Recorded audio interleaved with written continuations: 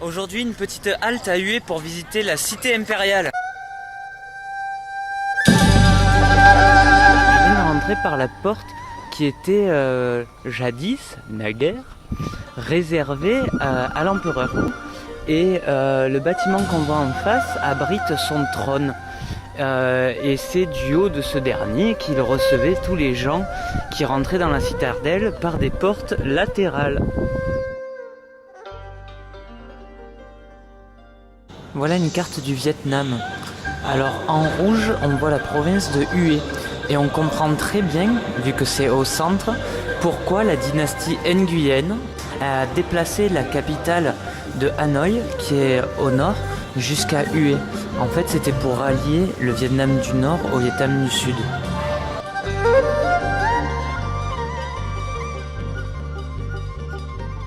Je vais profiter du bruit et de la phase de restauration de cette partie-là pour vous dire que même si je trouve que par rapport à ce que les livres disent sur le fait que c'est assez détruit, quoi, la citadelle, parce qu'en effet les guerres ont fait leur travail, je trouve que c'est plutôt bien entretenu et les phases de restauration vont bon train. Bon, ça reste un site UNESCO, donc ils doivent mettre les moyens pour que ça ait un peu de la gueule, hein. Voilà le théâtre impérial.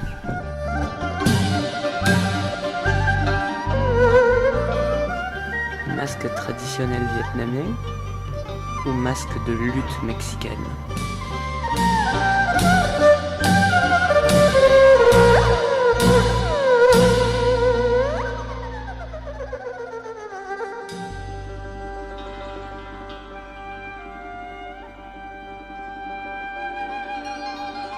Maintenant au centre de la cité pourpre interdite, une citadelle dans la citadelle.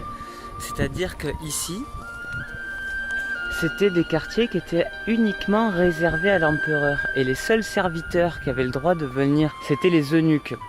Pour savoir ce que c'est un eunuque, regardez Game of Thrones, si vos parents vous l'autorisent.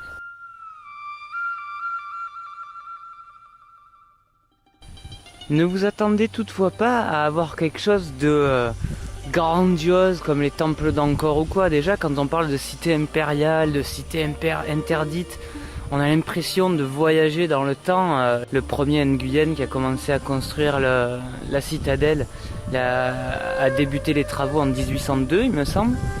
Et ensuite, comme je vous disais tout à l'heure, la guerre a fait son travail et donc il y a quand même pas mal de ruines.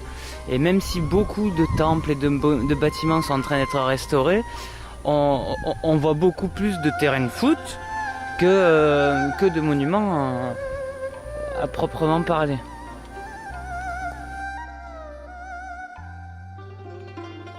Là, on rentre dans le pavillon de la reine-mère.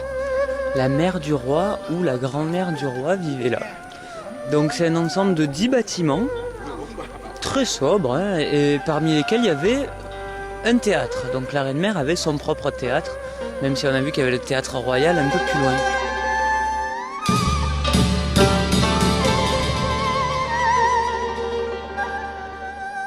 Voici un temple entièrement dédié au culte des parents d'un empereur. Alors je sais pas si les miens mériteraient que je leur envoie un, mais j'en profite pour leur passer un petit coucou quand même.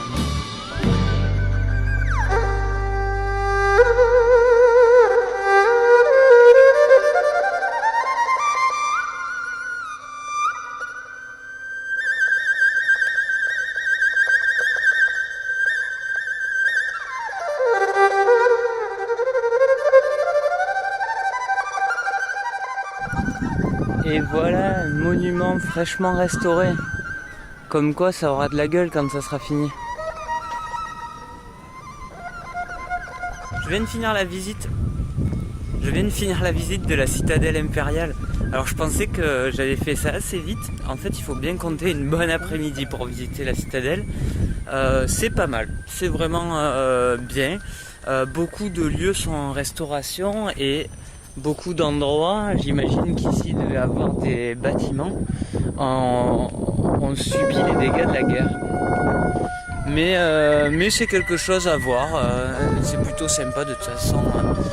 Si on s'intéresse un brin à l'histoire du Vietnam, on est obligé de s'arrêter ici.